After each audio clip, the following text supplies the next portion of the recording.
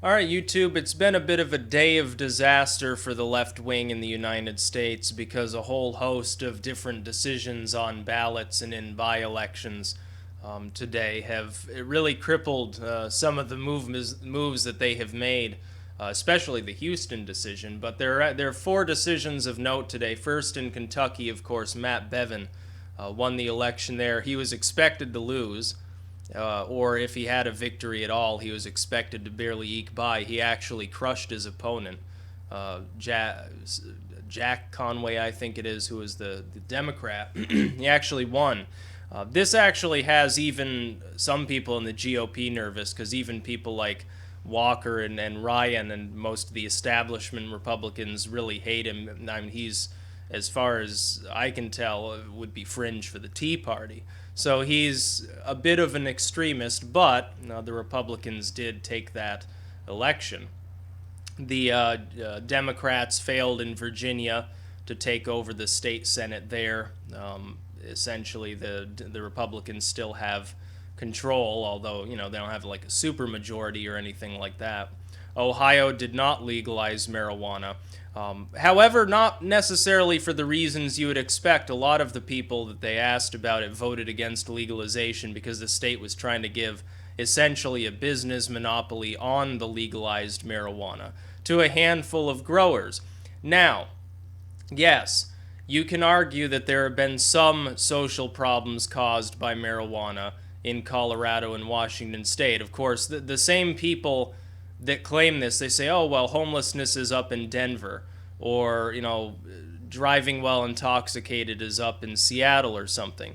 They will then turn around in the same paragraph and say, oh, but we need to wait until more information is available before we look at the benefits of legalizing marijuana. Well, I think that the extra tax money speaks for itself. People are receiving rebates, and I believe it was Washington is now paying some money back to people because tax sales for marijuana were so high. It does not appear to have caused a violent crime epidemic, as many people suggested it possibly would. Ohio defeated it partially because Colorado and Washington state, they're not the most liberal states around, but they do lean blue. So you've got some level of partisan support perhaps. As well as more rural. Ohio is not quite as rural, it's more urbanized. Still Midwestern state, but it's more urbanized. More police friendly, I suppose you'd call it, more of a swing state than Washington state or Colorado. But then again, Alaska is deep red and they legalized it too. So, obviously it's not exactly following the partisan line here. I look at this actually more as a victory for libertarianism, because the next time anyone tries to legalize it in the state, they're not going to bother with the nonsense about, oh, but only a certain very small group of sort of government mandated growers are going to be able to actually grow it. That sort of defeats the purpose of legalizing it, because you're not actually making it legal. You're making it legal to consume, but you're not giving people the means to actually produce their own marijuana. So then you have a handful. It's interventionism. Actually, in a way, that's sort of an insinuation of the left upon it, even above and beyond just taxing it once it's legal. Attempting to give a monopoly to a handful of individuals does not make a whole lot of sense. In Houston, the left billed it as protection of gays and bisexuals and transgendered people. What it really looks like is more of an attempt to compel businesses and so forth to cater specifically to these audiences, and the people of Houston rejected their ballot measure. Now, I want people to remember something. Yes, this is Texas, a red state. Houston is blue. Houston is controlled by liberals. Houston is not a conservative stronghold in Texas. It's a liberal stronghold. Maybe not so much as Austin, but it's still a more liberal area, or a more moderate area, you would call it, within a deep red state. It would be sort of like the south of Texas, where the Democrats control everything. And yet they defeated this measure. I think what you're seeing is that gay activism has done just fine. Now that people realize, well, gays can get married, they're not being discriminated. DOMA's gone. They're not being discriminated against on the federal level. You can't, discriminate in hiring people because they're gay or whatever. I think people are realizing they have their equality. much more legislation beyond that, whether it's city ordinance, state law, or whatever, is really superficial and it's really superfluous. It's not necessary, really, to restore equal rights. It will just end up going the way probably of something like affirmative action. I partially agree. The idea of gender segregated bathrooms to me is a little bit on the pointless side anyway. People say, oh, well, it's, traditional families or traditional morality.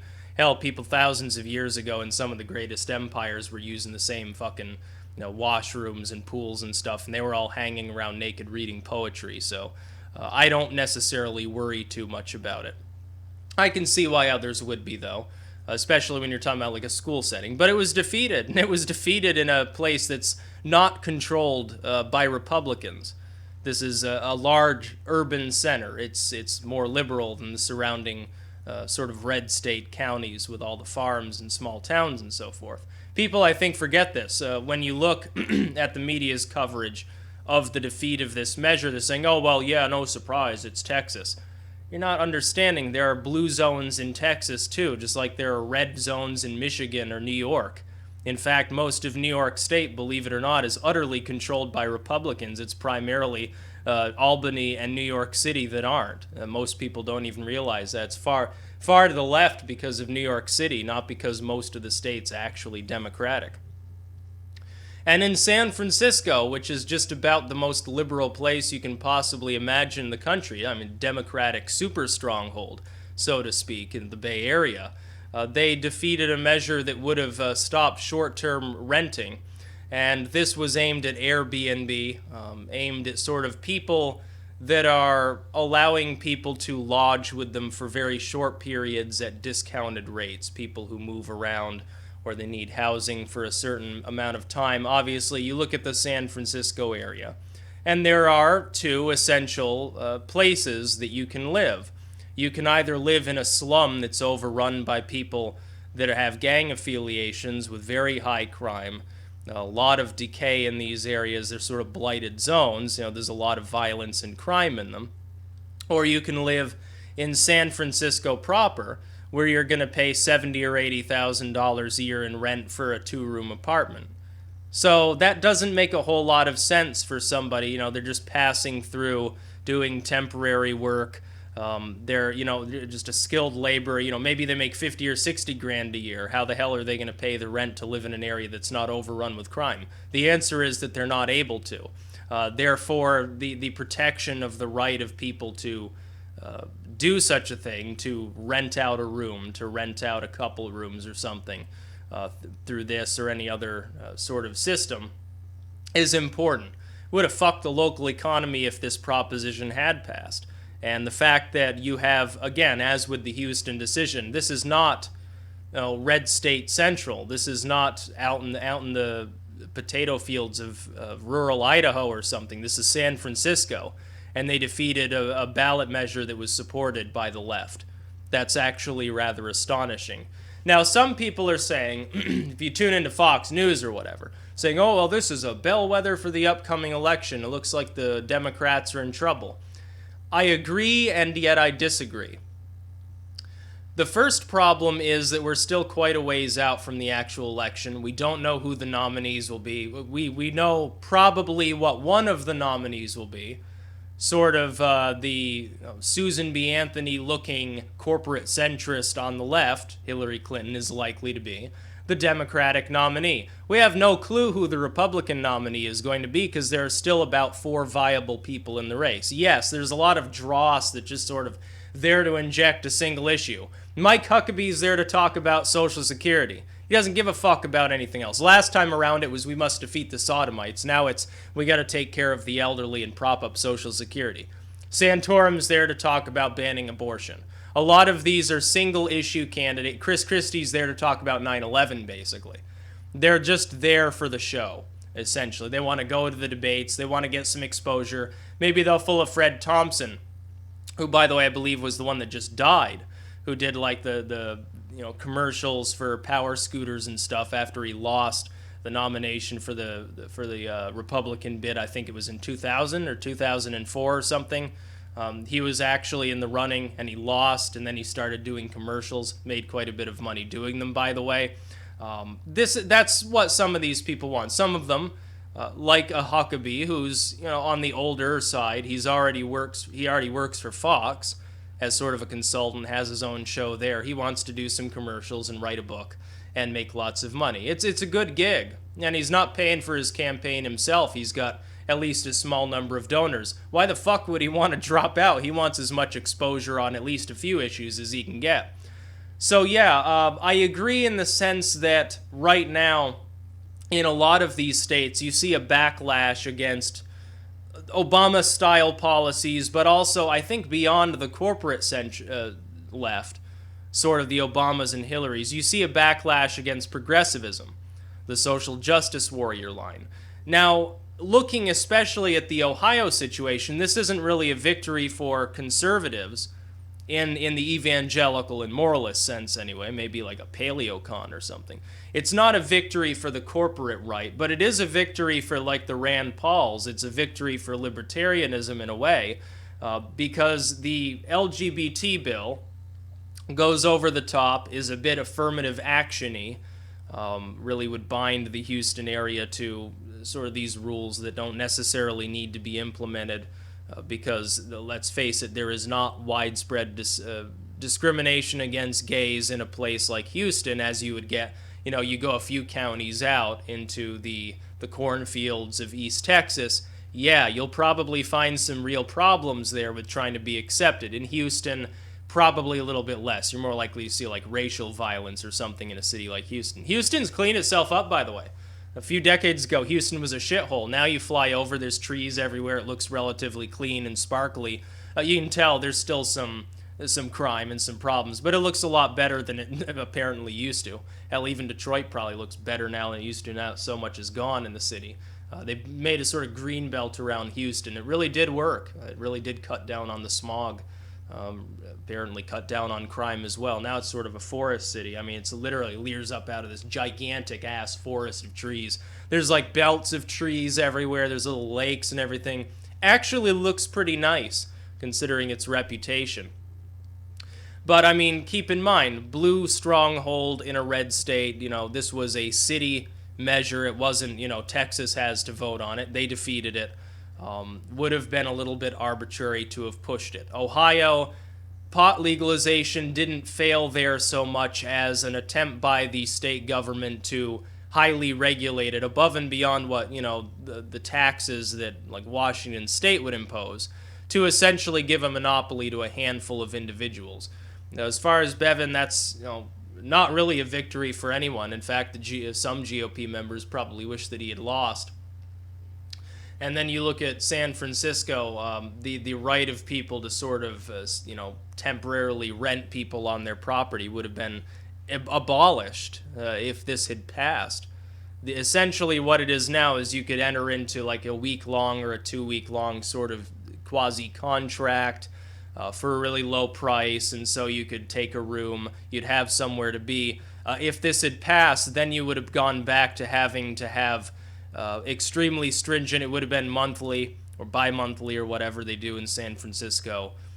The cost would have presumably been higher as a result of that. Someone doesn't necessarily have all the money up front for that month, and first month, last month, deposit, safety deposit, and so forth. They're screwed because maybe they don't make $100,000 a year and they don't have that kind of disposable income to live in a place like San Francisco where the average home, what's the fucking cost of the average home in San Francisco now? I don't even want to look it up. Honestly, I would Google it right now, but I don't even want to look because it's so grotesque. I remember a couple years ago, it's like, whoa, what's the fucking point? I mean, this city could be destroyed any day by a major earthquake, and you have to pay, most of what you make just to have shelter. How the hell are you going to eat? You go down to the co-op for your $3 pound of grapes. That's basic. You're going to be surviving on bags of grapes and pieces of leftover bread that you found in the dumpsters, basically. And that's for somebody who's like, they work in tech. They make $250,000 a year. And yet they're living in a house that elsewhere, let's face it, would cost maybe 40, 50 grand. A little bit run down, kind of small and cramped. And elsewhere they'd be eating like a king. They'd be saving up 100 grand a year for retirement easy, and they wouldn't have any fucking problems funding whatever vice they happen to have. They can snort cocaine every day, drink like a fish. They don't have to worry about running out of money. In San Francisco, it's exactly the opposite. You have a major income, and you might be able to fit into one of those really small row houses. You'll probably be sharing it with 4 or 5 other people. Oh, you only got 1 bathroom, and don't worry about the 200-year-old sewer systems under the city that have constant problems either, or could get disrupted by even a minor tremoring in the Bay Area. Don't worry about it when shit comes sloshing up out of your toilet. So yeah, it's a bellwether in the sense that, yeah, the left clearly got washed away today. They had a number of significant problems. But we're a bit too far out right now. We don't know who the GOP's nominee will be. Will it be kind of a leftist like Rubio, kind of a center-right person like Cruz, sort of the inside fringe of the T-evangelicals? Will it be a true centrist like a Christie or a Jeb? Will it be outsider, a Trump or somebody like that? Nobody knows at this point. I think that people can make an educated guess about who's more or less likely to be the nominee, but at this point, one of the candidates could have a heart attack and die. One of the candidates could suddenly drop out due to some family situation or something. Somebody could run out of money unexpectedly due to an accounting error or something. Somebody could really get hammered because of a really bad debate performance. Someone could get sick and not be able to campaign for 3 weeks straight or something. So you've got no clue. Even like a front runner like Trump. What would happen if Trump suddenly strokes out on his way to limo?